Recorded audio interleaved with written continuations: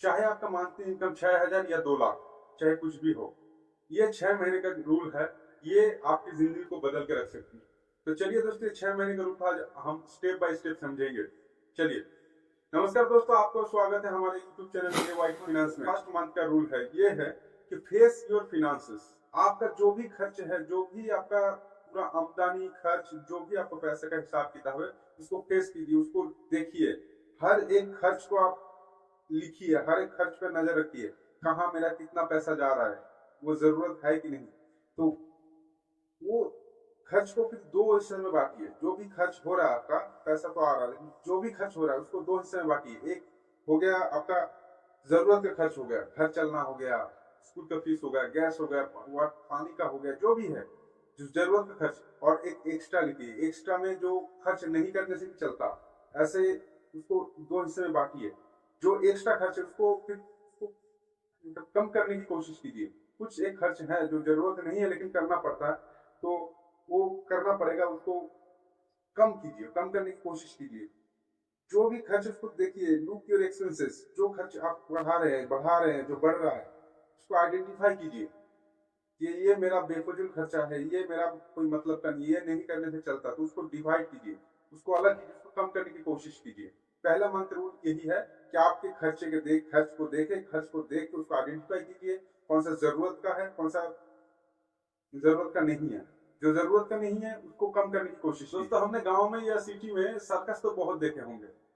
जो सर्कस में जो आदमी ऊपर जो उछल उछल के जो भी उसका मतलब डांस हो, चाहे जो भी परफॉर्मेंस है, वो परफॉर्मेंस दिखाता है, उसके नीचे एक नेट बिछा रहता है, उसको कहते हैं सेफ्टी नेट।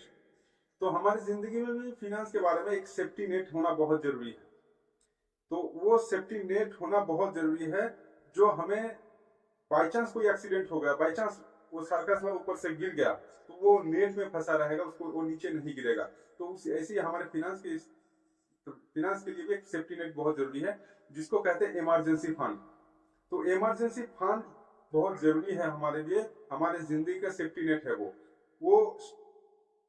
कोई भी इमरजेंसी आने पर, कोई भी जिंदगी में कुछ दुर्घटना होने पर, कोई आफत आने पर, कोई बीमार पड़ने पर, कोई भी जरूरत पड़ने पर, वो सेफ्टी नेट, वो जो इमरजेंसी फंड है, वो हमें हेल्प करेगा, वो हमें नीचे गिरने नहीं देगा, वो हमें हमारा जो सेविंग्स है उसको खत्म होने नहीं देगा।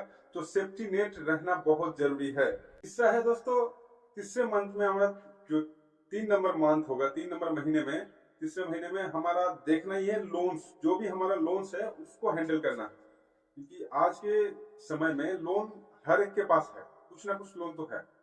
तो उस लोन को हैंडल करना, सबसे पहले लोन को हैंडल करने के लिए आपको लोन को 2 हिस्से में बांटना पड़ेगा। एक कहते हैं गुड लोन, एक होता है बैड लोन। तो गुड लोन वो हो गया जो मान लीजिए घर बनाने के लिए होम लोन लिए हैं, या कोई भी जो एजुकेशन लोन है जो आपको आगे जाके काम आएगा, आगे जाके पैसा देगा, वो हो गया गुड लोन। बैड लोन में आ गया सर पर्सनल लोन हो सकता है, जो आपने कुछ ऐसा कुछ खरीदने के लिए लिए हैं जो हमें आपको आगे जाके पैसा नहीं देगा। कार लोन हो गया, बाइक बाइक फाइनेंस में लिया तो बाइक का लोन हो गया। ये सब क्रेडिट कार्ड का लोन हो गया, क्रेडिट कार्ड की ईएमआई हो गई, ये होता है बैड लोन। इनको डिवाइड कीजिए, गुड लोन कौन सा है, बैड लोन कौन सा है, और उसके इंटरेस्ट को देखिए। इंटरेस्ट देखिएगा, जो भी गुड लोन होता है उसका इंटरेस्ट रेट बहुत कम होता है। जैसे कि अगर एजुकेशन लोन या होम लोन का बोलेंगे 8 से 9% के आसपास रहता है। जो पर्सनल लोन वगैरह लेते हैं 11 से 12% के आसपास रहता है। लेकिन जो क्रेडिट कार्ड वगैरह का लोन होता है वो आपको 15 से लेकर 18% तक होता है। तो इस गुड लोन और बैड लोन को आप एक समराइज कीजिए, उसको फिर बाकी है कि कौन सा गुड लोन है, कौन सा बैड लोन है। फिर उसको देखिए परसेंटेज के हिसाब से किसका परसेंटेज बहुत ज्यादा है। आप तीसरा है पे फर्स्ट योर बैड लोन्स। जिसका भी इंटरेस्ट ज्यादा है, यानी क्रेडिट कार्ड हो गया, उसके बाद आपका आएगा पर्सनल लोन वगैरह, कार लोन वगैरह, इस टाइप का। तो जो बैड लोन्स है उसको पहले आप कवर कीजिए। मान लीजिए आपका एक होम लोन चल रहा है, एक कार लोन चल रहा है और क्रेडिट कार्ड का ईएमआई भी चल रहा है। तो आपको हम ये कहना चाहते हैं कि पूरा आपका जो भी जितना हो रहा है उतना जल्दी, उतना उस प्रीमियम को बढ़ा के सबसे पहले क्रेडिट कार्ड को खत्म कीजिए। क्रेडिट कार्ड का मान लीजिए एक ये होम लोन होगा 10,000 का, एक आपका कार लोन हो गया 5,000 का, और क्रेडिट कार्ड का हो गया 2000 का, ऐसे एग्जांपल मान रहे हैं। तो सबसे पहले आप जल्द से जल्द क्रेडिट कार्ड वाला खत्म कर दें, 2000 के जैसे 3000 कर दें। एक शॉर्टेज हो गया ना, एक शॉर्ट होगा, मतलब एक क्लियर हो गया, एक लोन क्लियर है, उसका पैसा फिर आप कार लोन में लगा दीजिए, कार लोन जल्द से जल्द खत्म कीजिए, फिर होम लोन के पीछे पड़ जाइए, पीछे पड़िए, उधार के पीछे पड़िए, क्योंकि उधार आपके पीछे ना रहे।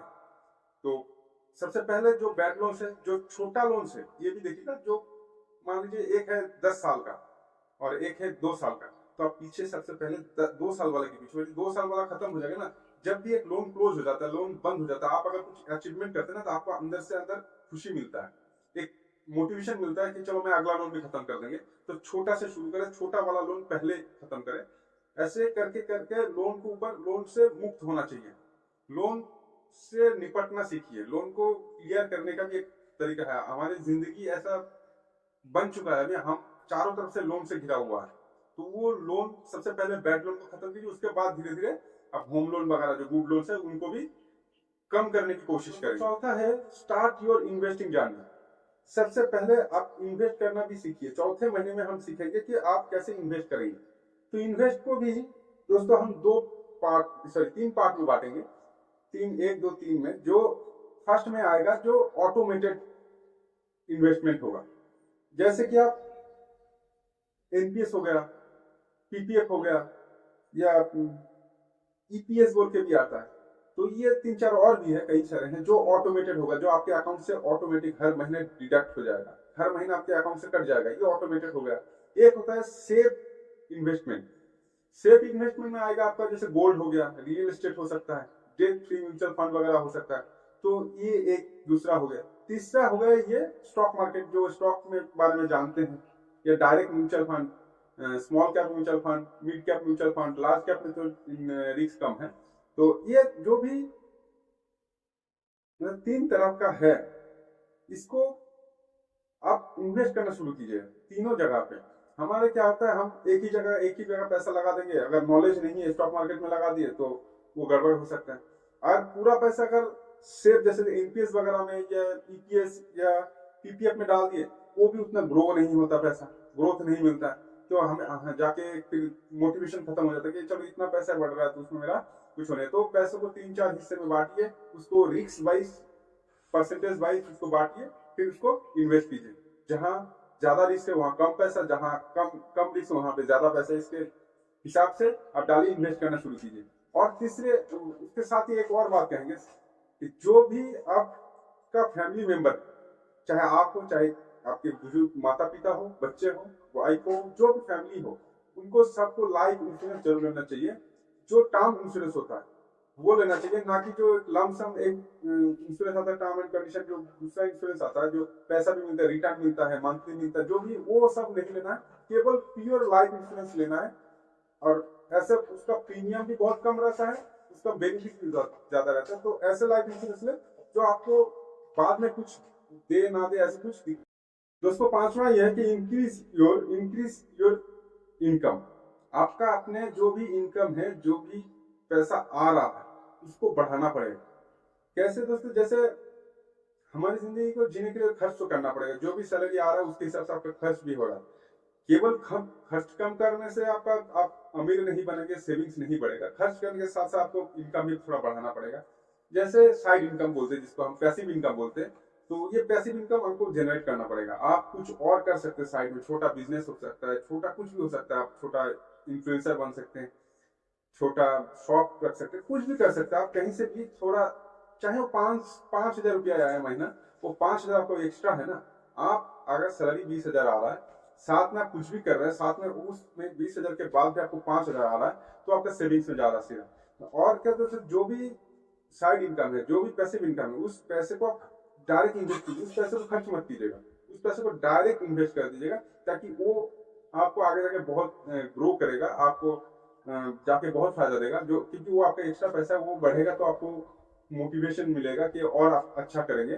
तो पैसिव इनकम होना बहुत जरूरी है। साइड में आपको अपनी इनकम को बढ़ाना पड़ेगा। साइड में 1 2 3, कई लोग 5-5 बिजनेस चल रहे हैं, जो नौकरी कर रहे हैं, कोई एक मेन काम कर रहे हैं, लेकिन साथ में और 5 बिजनेस चला रहे, छोटा बड़ा मिला के। तो ऐसे साइड में इनकम बढ़ाना पड़ेगा। छठवां महीने में सर एक ही चीज सीखेंगे, हर चीज में या आप ऑटोमेशन कीजिएगा। आपका पैसा कट रहा है वो ऑटोमेटिक सेविंग्स में जाना है। ईएमआई तो चलो ऑटोमेटिक है ही, जो भी पैसा सेविंग्स में जा रहा है आपको ऑटोमेटेड होना पड़ेगा, क्योंकि हम कई बार ना लेजी हो जाते हैं, हम भूल जाते हैं, हम चले कल डाल देंगे, कल कभी सोचते कि मार्केट डाउन है अभी स्टॉक में नहीं डालेंगे, तो ये फिर छूट जाता है, छोटा मोटा काम आ जाता है, पैसा कहीं और खर्च हो जाता है। तो इसलिए ऑटोमेशन कर, ये आपको देखने की जरूरत नहीं है, जो जहां जाना था या जाना चाहिए सोच के रखे, प्लान किए हैं, उसी सब जाने दो, इसको रोके ना, क्योंकि रुकना मतलब वो नुकसान है। तो इसको सही ढंग से ऑटोमेशन कीजिए, सही ढंग से उसको इन्वेस्ट कीजिए, यही कहेंगे। और दोस्तों वही लोग अमीर बनते हैं जो ये सब कॉमन चीज, ये छोटा छोटा जिंदगी में सुधार करना पड़ेगा, तभी अमीर बन सकते हैं, ये तभी आपका अच्छा जिंदगी बन सकता है। तो इस छोटी छोटी स्टेप को आप मान के चलिए, स्टेप को स्टेप बाय स्टेप इसको शुरू कीजिए। देखिए 6 महीने का रूल है, बहुत अच्छा रूल है, ये आपकी जिंदगी को बदल के रख देगा। तो दोस्तों और भी ऐसे कुछ फाइनेंस के बारे में जानकारी जानने के लिए या जानकारी लेने के लिए अगर हमारा वीडियो अच्छा लगता है तो लाइक शेयर या कमेंट कर दीजिएगा। कोई सुझाव है तो आप सुझाव जरूर कीजिएगा वीडियो के नीचे कमेंट करके, ताकि हमें मोटिवेशन और मिले कि आप लोगों को कुछ और नया सिखाने का, और कुछ सजेशन है वो भी जरूर बताइएगा। चलिए।